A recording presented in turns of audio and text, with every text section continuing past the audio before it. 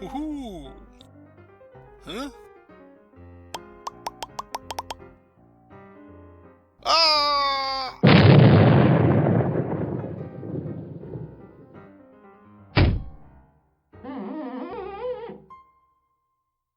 Hey everyone, this is Jim, and welcome to episode 50 of Manufactio, the Minecraft Modpack inspired by Factorio. Episode 50. Ooh, it's a big special number. Sort of, isn't it? It's pretty good actually, 50, and we've barely got started, really. Well, I was trying to think of something special to do for episode 50, and looking around behind us there's a lot of stuff. There is a lot of stuff, so why don't we today go on a bit of a base tour and a bit of reminisce about what we've actually built, what we maybe built around the place that I've completely forgotten about, and what we were going to change and things. It might be a good little reminder for us about the state of the base, as well as how everything is working. But of course, bases like this, they do start somewhere, don't they? They do have a beginning.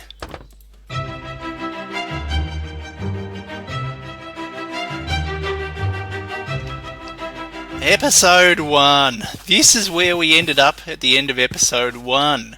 This doesn't look like the base at all, does it? Yes, episode 1 was somewhat of a disaster, let's say. Oh yes, and I have loaded up an old version of the game, of the pack, and my old world. I do still have it, funnily enough. And this is the one where we got... when you started, whenever you respawned, I think you'd get resistance for... or however long, so we end up with all these fart bubbles around us. Excuse me, yes. But this is where we end up at the end of episode 1, and yeah, it was a disaster, all that over there. We'll go have a look at that spot in a minute, but this is where we did get to. We managed to build our first drill and unlock a few quests. The EFAB. I don't miss you at all, EFAB. Yes, so we did get to this island now. Fortunately, Golrith did see the first episode just before I went on to episode 2, and he did point out that I should probably start again after what happened over there. Just in creative now. This is where we spawned, in this massive mesa. So, if you don't know, the mob spawning in mesas and deserts is particularly bad. These guys spawn everywhere around here.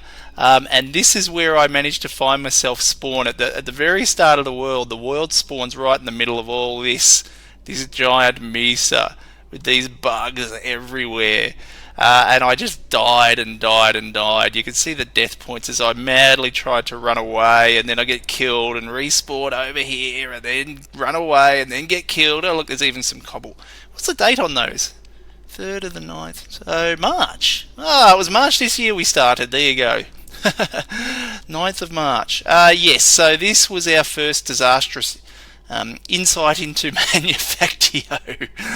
If you wanted to do a hard mode, just go and live in a giant mesa or desert. Yeah, these guys will get you. And of course, we didn't know what all these structures and things were, so had to go and investigate them in the first episode, and then discover it's full of spawners. Memories. Memories. Yes. I'm glad we left. And so, episode 2, yes, we did start again, and here was where we started. World spawn actually is just off in that direction, so when I did start the new world and have a look around to decide where to actually set up the base, I did do a bit of a wander, and I did like this area, right on this nice, beautiful, lush river, with all these beautiful green trees, this clear blue, lovely sky. Yeah, it kind of looked different back then. So yes, we did start down here. It certainly did look a lot different than what it does now. I think we can call this area now the wasteland. It's officially a wasteland. It's just all this coarse dirt. There's cobble, pollution, all sorts of junk everywhere. I do keep meaning to clean it all up, but I do want to get better tools because this stuff's actually quite hard to mine up. And we will get to cleaning it all up eventually, but this was our first little spot in here where we had a few machines, and over there was where our furnaces were. We had a few drills. I got remnants of it all there still. What a mess. But yes, this is where we started to build our factory proper.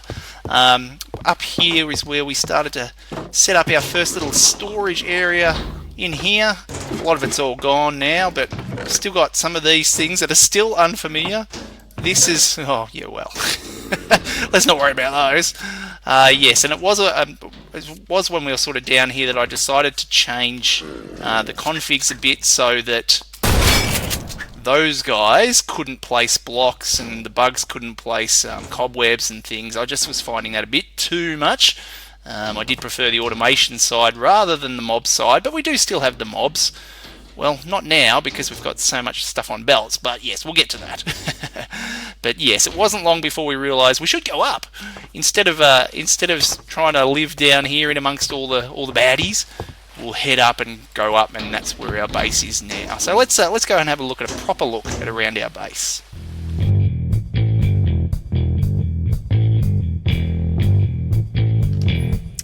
Raw materials. Yes, we've been using the burner drills, I think pretty much the whole time. As you saw back at the other world there, we did have a burner drill then, and we've been sticking with them. But the raw materials are those things we need for any factory, for any base in Manufactio, and we do have these dotted around everywhere still. Now the world gen did change, or the ore distribution changed during one of the updates, and so it got reset basically.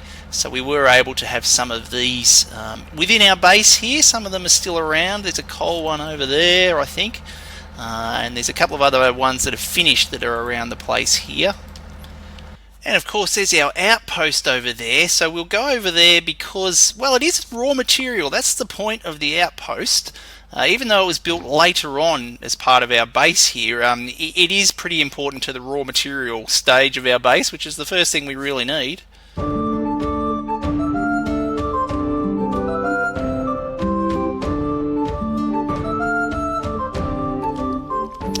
Yeah, so it's quite a complicated one around here. We do have lots of rails. This was our real experimentation with the whole train network here, with the carts and the signals and the stations, and programming them to be able to go all the way over to our base, as well as have our little mining setups around here. So that one over there I think is doing... It's doing redstone. That's good. We need redstone and coal. Oh, good. Is there anything going on over there? No, there's nothing over there at the moment. Ooh, it's chilly up here. Yes. Yes. So another little sort of outpost. We don't really have to make much use of it. Although I did need to set this one up to get the redstone, because we don't really have any of that around the base over there.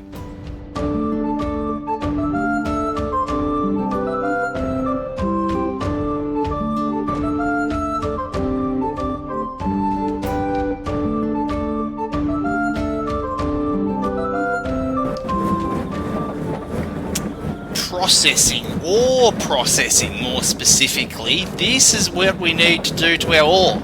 Well, we don't have to. We could just smelt it up, couldn't we? But we now have all these crushers here crushing up all the goodies for us, so we can double our ore yield. Yeah, pretty basic, aren't they, really, in the end? You just chuck stuff in it and crush, and out it comes. Of course, then, once we get the dust, we do have to do things with the dust, and that takes us over there. Yes, smelting. The good old furnaces, the blast furnaces, I think we've been using those from very early on as well, and they're still in place. This factory here, I think we built it ages ago. I think I moved it at one point, but it hasn't changed much since then. As you can see, it produces a lot of pollution. Under the bottom there, that's of the next platform. Yeah, there's pollution everywhere, but it does the job. We have things coming in and being fed in, and then all the ingots and stuff coming out. And it does the job. But now, having said that, I do need to replace it. It is pretty high on our list of things to replace, but the list just keeps getting bigger and bigger. So yeah, and similar idea up here. We have the steel processing. That no wonder mobs aren't spawning. Look at all the items backing up there. And it does continue on over that way as well. Our smelting setup. Can I try and missed? Get over here. Is there a way up? Did I make a way up? Oh yeah, I did make a way up here. And yes, it continues on up here. Oh, look at that. Yep.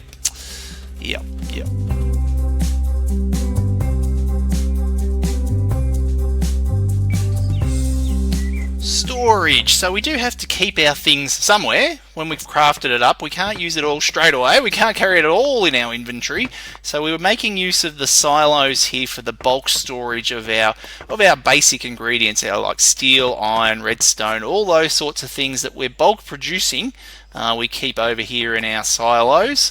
We do have sort of an overflow storage as well for our setup here from our various factories and the things. So we do have these shelves here storing any leftover bits and pieces that we aren't bulk storing, but that are coming through on our whole system here.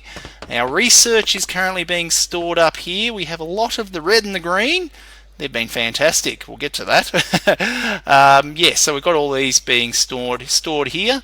And then, of course, there is our good old manual storage. All the other bits and pieces that we've been picking up, crafting, whatever, they're stored in our little original. No, it's not our original, is it? That's underneath us.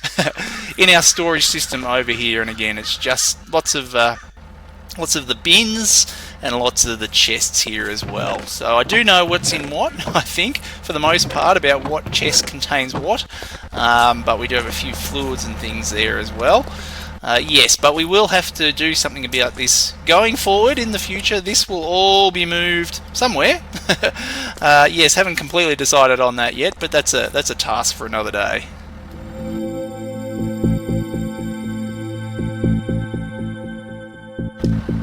Crafting is, well, we have to do something with the stuff that we collect. We can't just hoard it, although I kind of do. This is not really in operation at the moment. So we did add logistics pipes to the pack before it was officially introduced. Sums it up really about our series, doesn't it? Running into the wires. Yes, but this will be our auto crafting factory. It's a mess at the moment. It really is a mess, yes. Eventually, going forward, it will be. At the moment, most of our crafting is done, well, with the work tables. It was the EFAB that we saw right at the start there, but we added, Goroth added in the work tables pretty recently, I guess, compared to the life of the series. But yeah, this is our sort of auto crafting area for the future. Yeah. As well as that, though, we do have some other automated crafting in place, like up here. This is where our component factory is, so this is really our bulk crafting area. At the moment, most of it does go into our blue science, which we'll look at shortly, but yeah, here's where we've got a lot of machines set up to craft one thing. So we've got sort of, what's that one? I think that's the gears, plates, we've got our copper wire, basic circuits that we're in the middle of replacing at the moment. There's those two there, and more machines. So this is our sort of bulk automation of a single thing up here. And the crafting does include our hardened stone factory up here as well. So we just got water and lava being created into stone in the cobble generator there, and we then smelt it up into the hardened stone. It hasn't been running for a while because I haven't needed it. We've had plenty of stone, but it does do the job quite well when we do need it, although we probably need to top up the lava there if we do need it. But yeah, it just makes its way back over towards our storage over there. And this area down here is for all our manual crafting, so things that still need machines, but we don't have them automated yet. We just have a couple of the machines around to do the bits of crafting that we need as we go, you know, with the idea that we will automate most of these things later on, or all of it, and we have to a degree, like the wire, gears and some of the plates there, but these machines are just set up for us in case we need to make any extras for any things we need to craft. But yes, the intention is eventually to replace it all with automation over in our crafting factory there. And of course, our latest crafting factory here is our circuit factory that we've only just started building last episode. It's all in place, but we don't have any way of getting the items here except manually at the moment. But it will be producing our circuits for us, and we will be able to replace our circuits set up there, up in the component factory over there. Yes, with these guys very soon, once we get somehow logistics pipes, get our automated sending of ingredients here.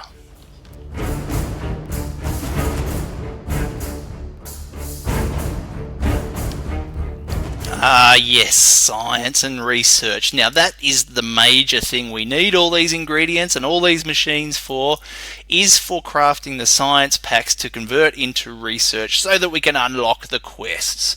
And our red and green science factory over there is probably our first major science factory, or major factory really.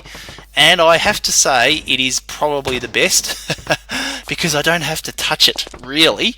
We have all our items come in here. As long as it's got items coming past it, these guys will pick up anything they need. We have there along the item frames there. And then we had the redstone set up to automate sending off the items up the belts here whenever the factory up there needed those items. And we just put it on a timer just so we didn't keep sending things up when we didn't need to. But we do have quite the elaborate bit of a redstone here, which is reasonably simple in the end. I won't explain it now because I can't remember how it works. It's probably the main reason, but yes, and we don't really have time for that. How did I end up with a copper ingot? Okay, old base, remnants, wasteland. Yes, hang on, I'll get back up. Yes, so the one of the reasons this is one of the better factories is that the recipes are reasonably simple as well. So we just need to send like the raw ingredients up, and we don't need to do that much processing to then convert them into the science packs. We just have a few machines, but it's all self-contained apart from the raw materials there. So we can get everything crafted, use the redstone underneath to tell us when to send things up, when things are needed. And then we get our science packs being crafted and put straight into the research machines there. Now this guy, how's he going? He's idle. Where's the green science pack? Something's gone wrong. I was going to say it runs by itself. It always works, and clearly something has gone wrong.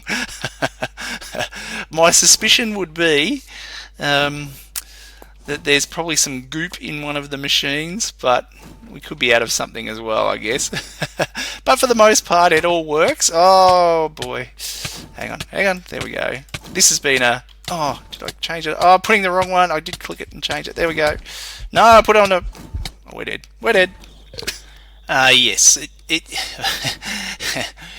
I should point out that, yes, it hasn't always run perfectly. A lot of the times I've come over here and found like 5,000 green circuits backed up on the belts, or I think I picked up like 3,000 inserters at one point. So it's not perfect, but it does the job, and you can see there I have replaced sections of the belt with the item ducts. As much as I love the belts, sometimes things like that overflow and backing up has caused things to go a little bit amiss. But otherwise it does the job. It's a lot of live wire that still kills me to this day. But yes, it is really like self-sustaining, and it has meant that we do have tons of the green and the red research. Our military science factory operates pretty similarly to our red and our green science factories. We do just have the raw ingredients coming in here and then being crafted into the military science packs and the research. The one difference here is that we do need the water and the lava there, because we are crafting up the stone directly from the raw ingredients. We could probably replace those two now with just bringing in the hardened stone directly, seeing we do have our hardened stone factory now in place.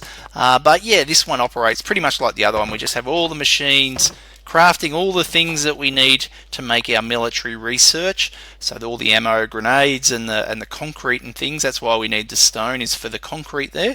And we end up with our military science packs over there. But yeah, this one seems to be working quite well, as long as I remember to bring in more lava and water. But otherwise, yeah, it's doing its job. Yeah, so our blue science factory is probably somewhat simpler from a factory standpoint in terms of the machines that are involved. There's very little actually crafted in the blue factory itself, we do need to send a lot of items here, or bring them over automatically. Basically at the moment we've got to, not automatically, manually, that's the word. I do have to go over to the storage and run all these bins over here. Like as you can see, it's out of hardened stone here at the moment, and all the stuff in our component factories up there essentially is being crafted for down here. So we are sending a lot of those things automatically down to the bins here, which are our inputs into our factory, and these guys here are sort of the inputs for the component factory up above us there. But we do get blue science out of it. It does run quite well. As long as it's got stuff to use, then we do end up with our blue science. And the yellow science isn't a factory, it's all manual at the moment, but look at this, look at this. We have over 400 high-tech research, the yellow science. Next episode, finally fast reactor logistics pipes. You'll have to wait until next episode. I've got to wait until next episode. I want to do it now, but we'll wait till next episode.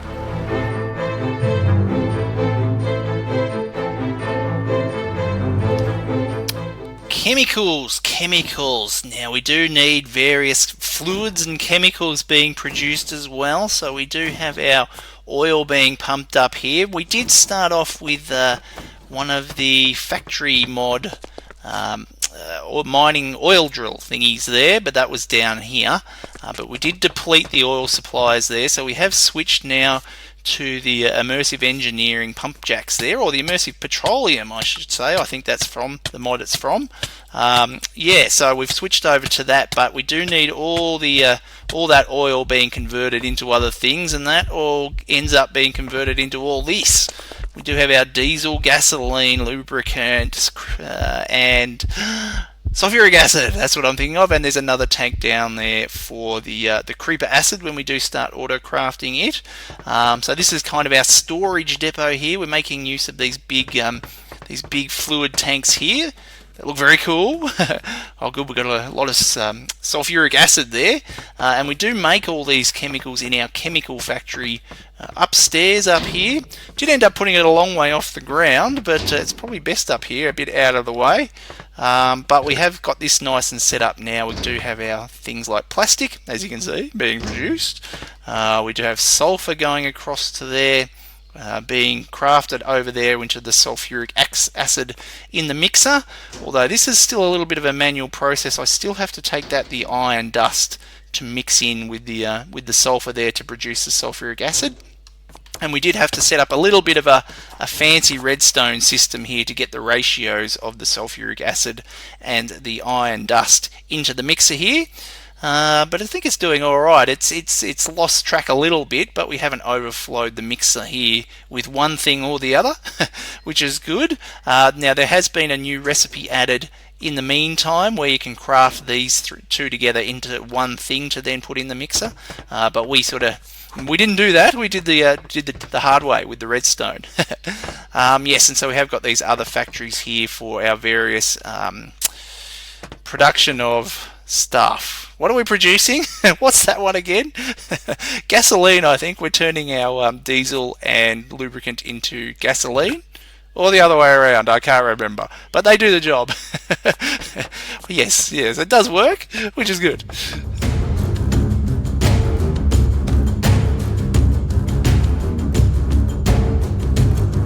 Now, of course, our factory doesn't run on thin air. It does need power, a lot of power, and so we've been using the older steam generators primarily for our power system, using the boilers there. We're sending the coal along. Each boiler has its own little pump set up there, and we're creating the steam to then go into the steam generators there. Well, diesel generators, but they run on steam. Yes, they're not really, we can't really use diesel in the diesel generators. We don't get enough power out of them to have it self-sustaining, but so we've always stuck with the coal coming in here into the boiler, so that it'll then make us plenty of steam. Now it has worked for the most part. Look at that, we've got plenty of steam there. This guy is not being used at the moment, and yes, we're not 100% utilising every generator. But we do have room for expansion, and it has meant whenever we need it, we can put some more machines up there in our component factory, or wherever we need the power to go, like over in our green and red science factories as well. But yes, tons and tons of them, If I never build another one, I'll be happy.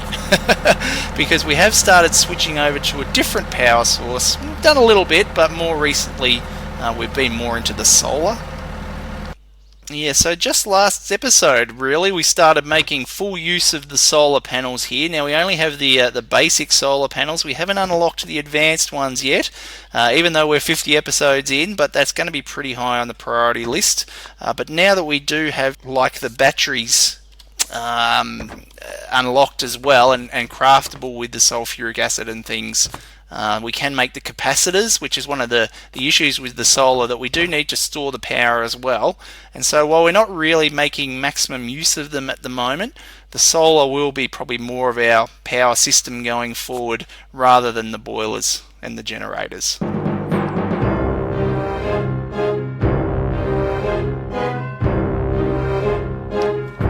Logistics, or how do we get stuff from one place to another? The belts. I love the belts. They're so cool. They have their drawbacks, of course, as we know. Backing up items, picking things up when you get too close, throwing things off the belt and having them despawn on the ground.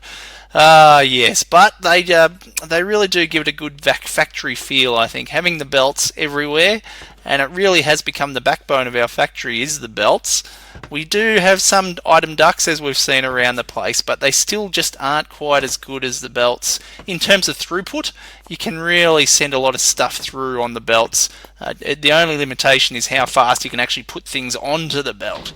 So hence having them everywhere and being able to see all the items. But definitely pros and cons. They will probably all go eventually, but maybe not all of them. I don't think we'll end up changing our science factories if they're in the science factories. There's probably not much point doing that. If we were to ever need like red and research and green research faster, then we'd probably end up just building a new factory rather than try and change the existing one. But the belts. I do love them. And for fluids, getting the fluids around the place, definitely just using the iron pipes here, the fluid pipes. There you go, from Immersive Engineering.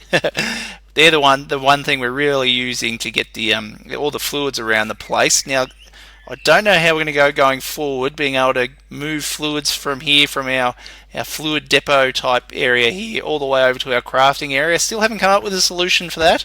We may be able to use logistics pipes, or a long time down the track, maybe applied energistics.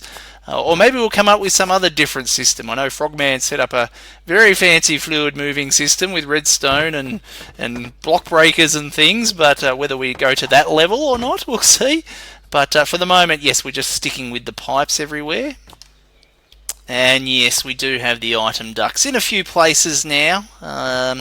Still not sold on the item ducts. They are slow. For example, up here for our iron plate factory, with the reinforced servo and the impulse item ducts, currently we can only deliver enough iron, for these three. If this is operational, only these three will get filled. If they stop running, then we can get a bit more iron to these guys here. But if it's fully operational, then only these three can be filled. Now, if we had belts, we could do that faster, as long as we could get iron onto the belt faster. But for the moment, we can upgrade these, of course. We can get better servos to be able to pull out items, more items at a time and things. But they're pros and cons. Pros and cons. And from the power distribution point of view, the logistics side of power, we are using the Immersive Engineering wires everywhere. I do love them. They really give the factory a real sort of industrial look. Rather than using like the duct thingamajiggies from thermal. Mind blank. What are they called? The power thingamajiggies. But having the wires everywhere, I think looks very cool with the real industrial and stuff. Now, of course, they're dangerous. Like we've died from being zapped. How many times? I think every second episode I'll have a death in there from me hitting a wire or running into it. We do have insulated wires, of course, but I don't have them everywhere because I ran out of insulation because we don't have an insulation factory. But to sort of complement the power wires, we do have the redstone wires in a few places as well, with some automation there to turn things on and off. Like for this guy, if he's mostly full, then we'll stop our metal presses and things there so that they don't back up onto the belts there. Of course, if we used item ducts for the output there, whoops, one moment. There we go. If we had have used item ducts instead of belts, then it wouldn't back up against the bin there. We wouldn't have items back up here, so we wouldn't even need the redstone. But it is a bit more of a challenge, and it does make it look pretty cool having that red wire around the place. Yeah, of course, for lighting, now the lighting's not really logistics, more power I guess, but I forgot to include it in our power section. We do have the floodlights here. We can't use torches. Well, we could use torches. We do get them from loot bags, but we've gone the powered lighting here from Immersive Engineering to light up our base. And I do still need to put these things around the place in various parts of our factory that are dark, but for the most part we don't get any mobs spawning because of all the items on the belts. Yes, we're over the entity cap, I guess, for the mob spawn, so we don't generally need to worry about mobs. But yeah, these actually look very cool. They do give us a lot of light, and it means we do have to think about lighting and the power for our lighting.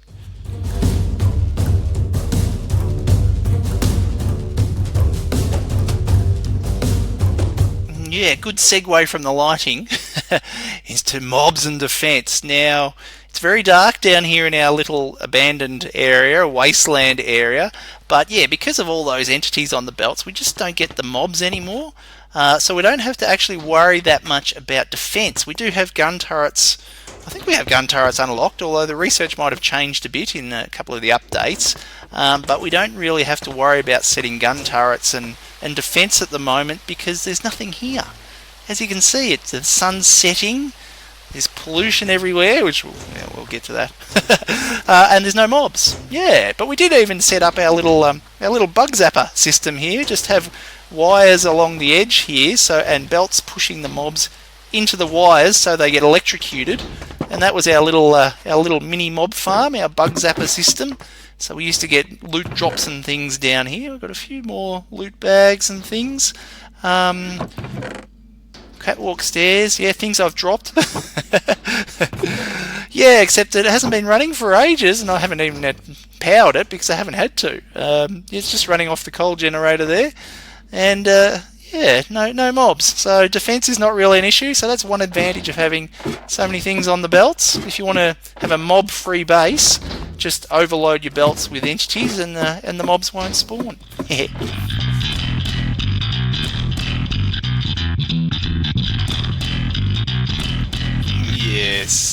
Yes, they would be everywhere, the mobs.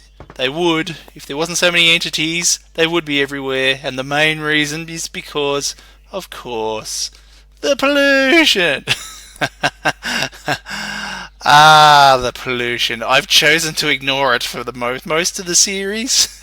We do have some of the pollution pumps around, but having to replace the filters there is really annoying. I'm too lazy to replace the filters. Yes, so we have pollution. A lot of pollution. Just looking around, you can see all those blocks of pollution just floating up to the sky. I wonder if it would ever be possible to get rid of all that pollution. Now, we did see when we got the pollution pumps running at one point, when I was trying to get them running, and trying to keep up with them, I should say, trying to keep up with the filters, they did clear out a 3x3 chunk around them. There we go, that's good timing. Perfect. Yes, the respirators. Good thing I keep so many on hand, and I do always have to run back to our crafting factory there to clean them, to get new filters put into them. But yes, if we did If we did get some system set up to automate changing those filters, I think that would be really good. And then I'm sure we could keep a lot of this at bay. We could actually get rid of a lot of it.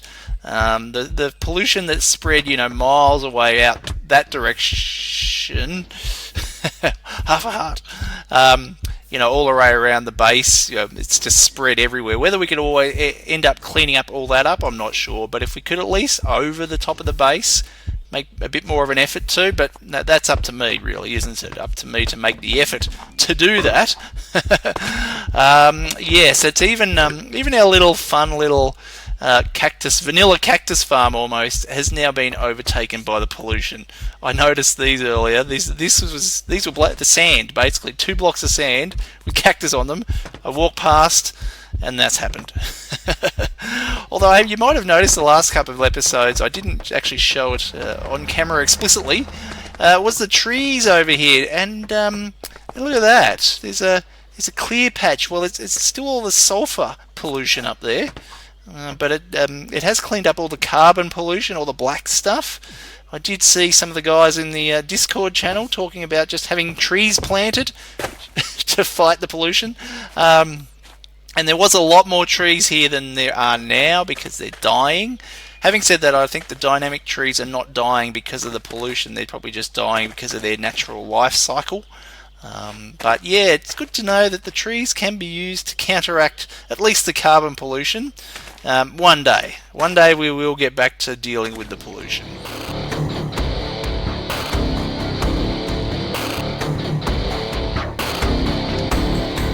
Death. I had to include a death section. Yes, as we've seen, even this episode so far, I do die a lot. I did turn keep inventory on quite early on. I did feel guilty about it. It was when I started changing the configs for the mobs as well, so not placing blocks and things, because I die so often, and it is primarily because of the pollution that I die. Then the wires, they're probably about the second one. Running into the wires are the second thing that kill me. They generally blow me off the platforms and I'll land on the ground and die. But sometimes the mobs will get us. We only really have the drones annoying us at the moment. Beyond that, we don't have many other mobs. So they don't really kill us, but it's definitely the pollution and the wires. Should we check? Should I go to the stats? Should I check? Okay. Since last death, 0.86. Yeah, I've probably died 4 times so far in this episode. Distance walked, climb, fly, distance, damage dealt, damage taken, number of deaths. 537. That's terrible. No wonder I turned keep inventory on. Ah, dear mobs. You've killed, never been killed by. Chickens, never killed 5-3. Creepers, killed 8 times. There you go. Enderman once. Oh, an Enderman got us. So there you go. Husks 13 times. Silverfish? Oh, the silverfish. Huh. Skellies. Spiders once. That's not too bad. Witches a couple of times. Zombies 2. Drones 18. Yeah, the drones occasionally if I'm really low. Generally if I've been suffocating. Cyber demons, oh yeah, they're hard. We haven't been to the nether, but that's not really part of our base tour, I think. And the bugs 209 times. Wow. Luckily it doesn't have the wire stats in there or the pollution stats. That would certainly make up the rest of the numbers, but it's interesting the bugs are over 200, given we haven't really seen the bugs for a long time. But yes, they were quite hard to deal with. And there we are. There's the base. I think we've managed to cover nearly everything in there. Pollution, death, factories, logistics, power, processing. We've got it all in the base here. So I will leave you now at the end here, guys, with a musical montage, a bit of an overview and a bit more of a closer look at some other parts of the base and some aspects of it that we might have glossed over a bit here. But yeah, hope you enjoyed the special episode. and yeah, next episode, logistics pipes finally, base transformation finally starting next episode. Well, I hope. We haven't actually unlocked it yet, but I hope it's next episode. Yeah, and hope you enjoyed it, and we'll see you then. Bye-bye.